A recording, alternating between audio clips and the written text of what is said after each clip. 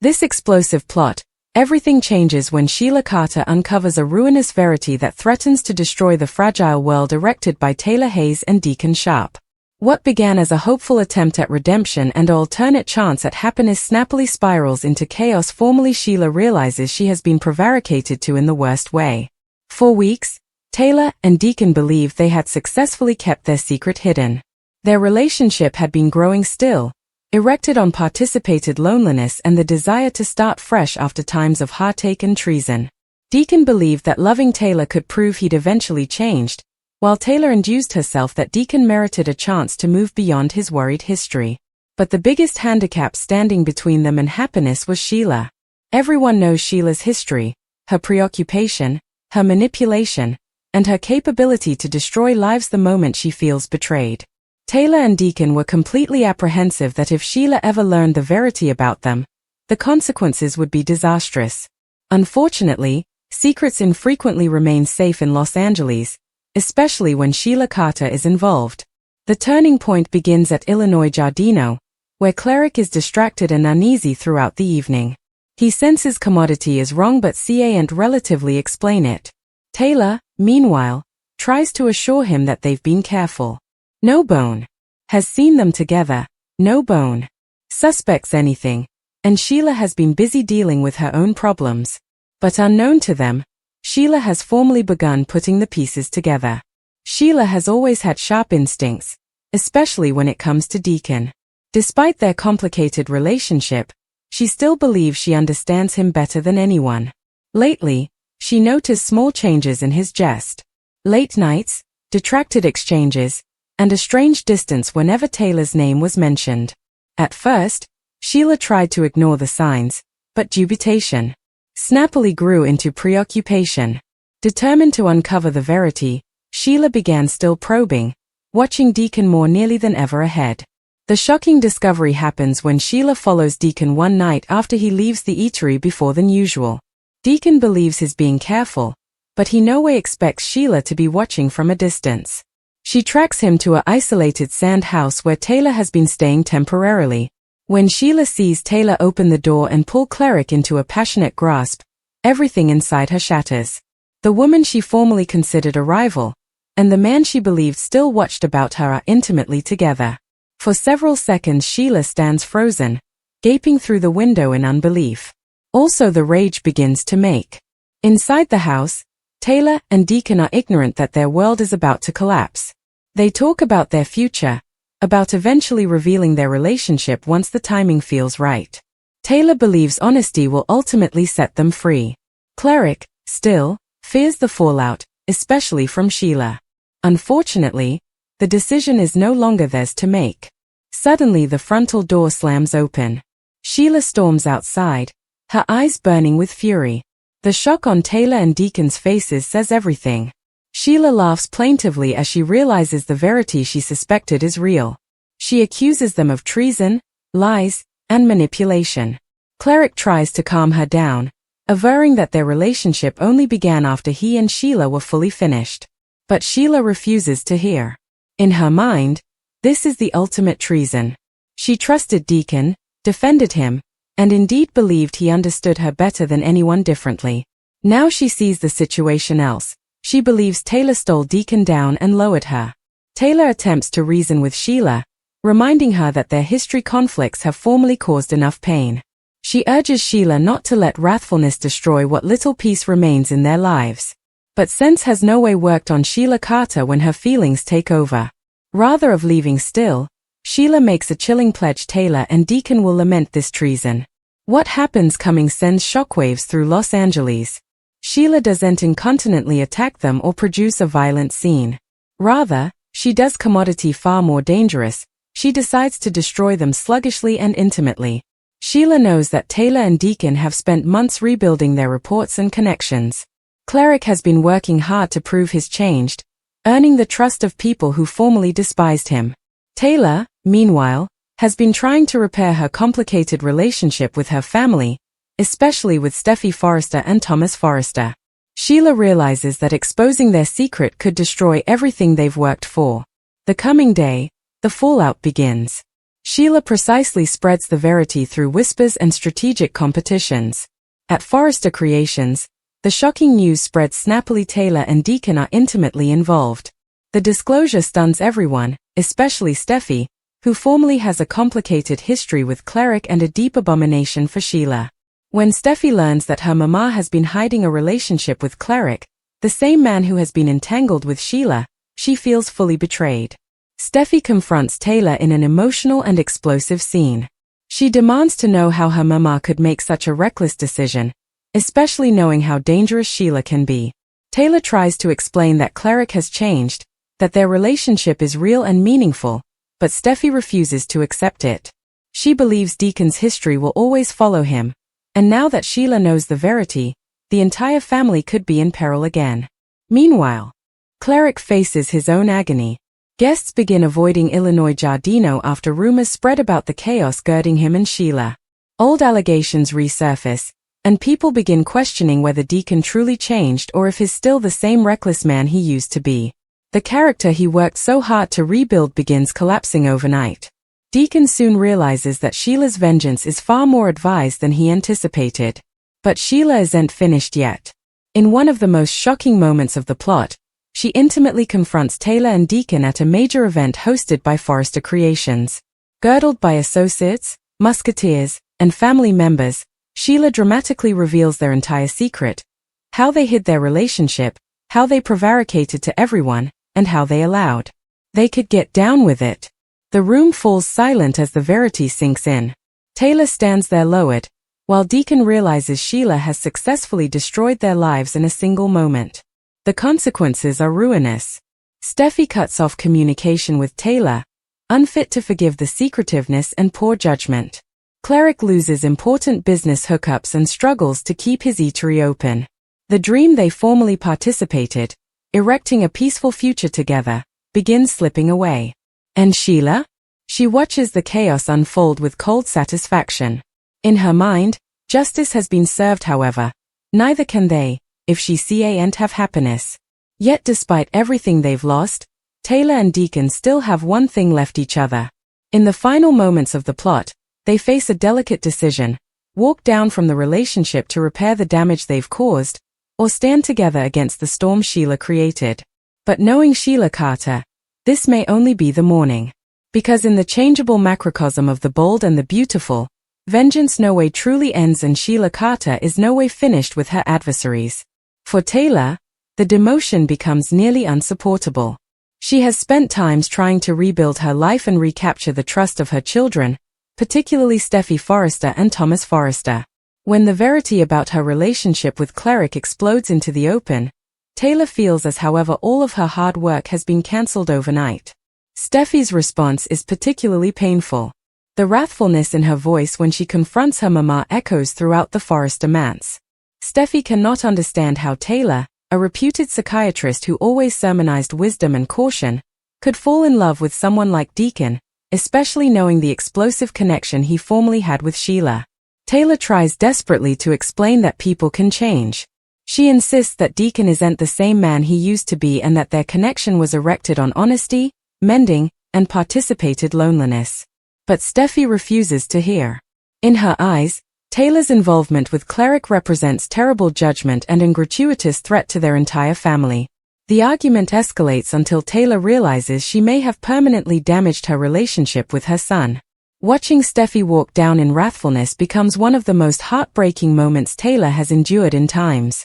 Meanwhile, Cleric is dealing with the destruction of everything he fought to rebuild. For months he worked lifelessly to prove that he'd changed. His eatery, Illinois Giardino, had sluggishly become a symbol of his redemption. People were eventually starting to trust him again. But formerly Sheila spreads the story of the secret love. Everything changes. Guests bruit when Deacon walks by. Some indeed stop coming to the eatery altogether, upset that trouble will follow wherever Sheila Carter is involved. Cleric can feel his hard-earned character slipping down, and the frustration inside him begins to grow. What hurts Cleric most is the consummation that Sheila orchestrated this destruction with nipping perfection. She didn't lash out violently. Rather, she chose a slow and advised vengeance that targeted the most important corridor of his life: his character, his business, and his relationship with Taylor. Cleric begins to see that Sheila's topmost armament has always been cerebral manipulation.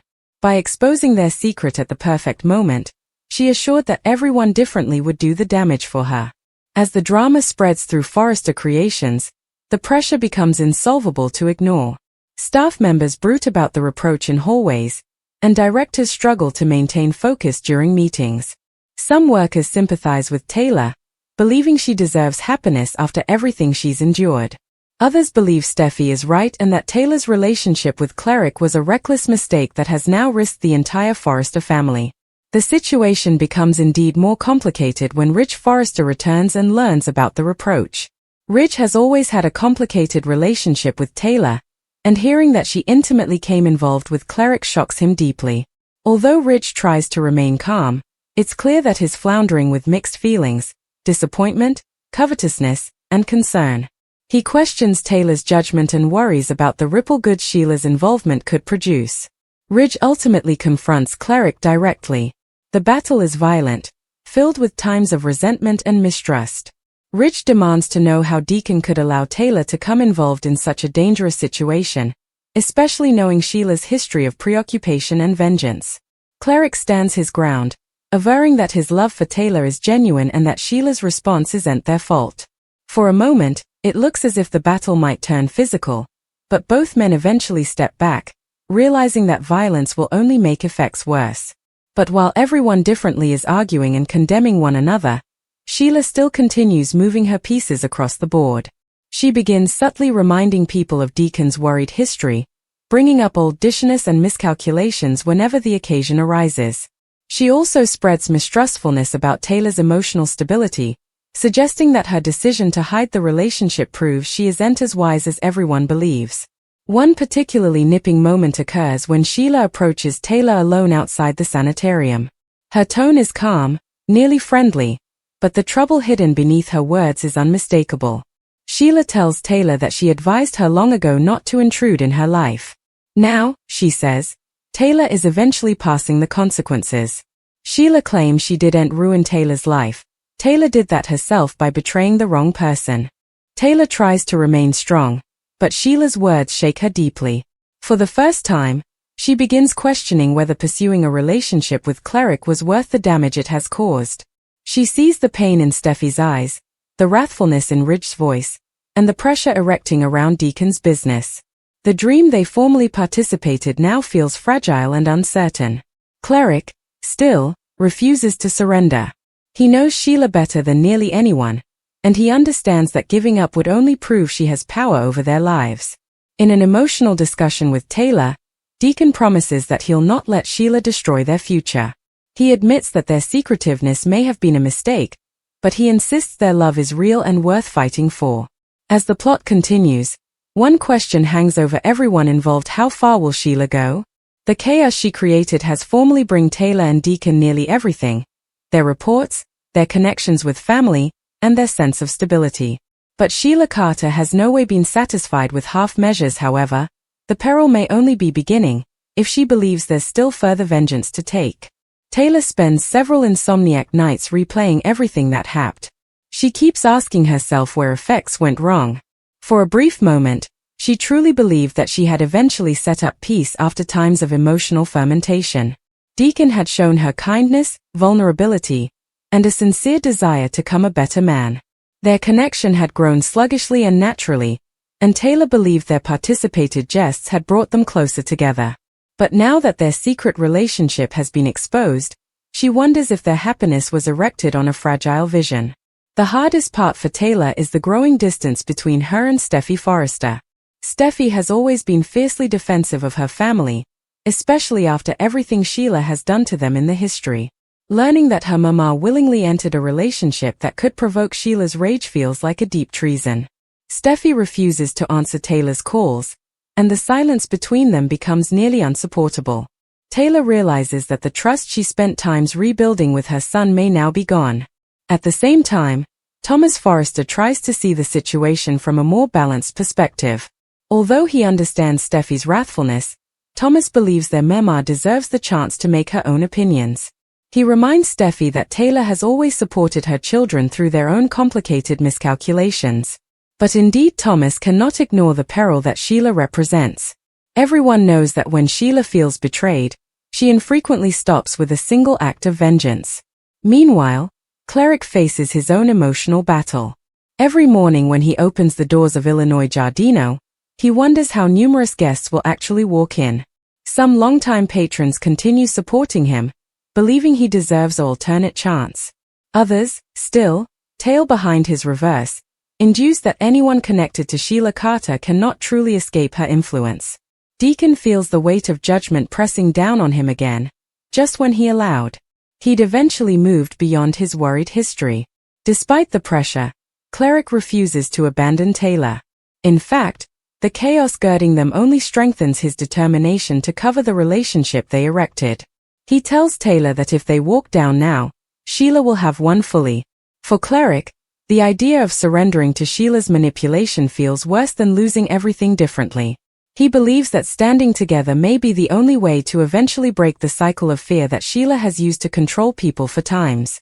But Sheila is far from finished. Watching Taylor and Deacon struggle brings her a dark sense of satisfaction, yet she still feels commodity undetermined deep inside her. In Sheila's mind, treason deserves lasting consequences. She begins appearing in places where Taylor and Deacon least anticipate her, near the eatery, outside the sanitarium, indeed in public events where members of the Forrester family gather. Her presence alone is enough to produce pressure and fear. During one particularly violent hassle, Sheila approaches Cleric at Illinois Giardino late at night when the eatery is nearly empty. Her tone is eerily calm, nearly tender, which only makes the discussion more unsettling. She tells Cleric that she formerly believed they understood each other in a way no bone differently could. She reminds him of the moments they participated, the secrets they kept, and the connection she allowed was real. Also her voice hardens as she accuses him of choosing Taylor over her, calling it the ultimate treason. Cleric tries to reason with her, explaining that his passions for Taylor grew naturally and that he no way intended to hurt Sheila. But Sheila dismisses his explanation with a bitter laugh. In her mind, intentions don't matter, only fidelity does. And formally fidelity is broken, the consequences are necessary. The situation grows indeed more complicated when Rich Forrester becomes decreasingly involved. Rich cannot ignore the pain that Taylor is passing, indeed though he still struggles to understand her decision to be with Cleric. Part of him wants to cover Taylor from Sheila's vengeance, while another part feels angry that Taylor allowed this situation to be in the first place. His internal conflict becomes egregious during exchanges with both Taylor and Steffi. Ultimately, Rich meets Deacon intimately for another tense discussion. This time, still, the tone is slightly different. Rather of pure wrathfulness, Rich expresses concern about the growing peril girding them. He warns Cleric that Sheila's jest frequently escalates when she feels cornered. However, effects could come far more dangerous if she decides that destroying their reports isn't enough. Cleric listens precisely, realizing that Ridge may be right. Sheila has formally proven that she's able of tolerance and computation when planning vengeance. The fear that she might be preparing commodity indeed more destructive begins hanging both Cleric and Taylor.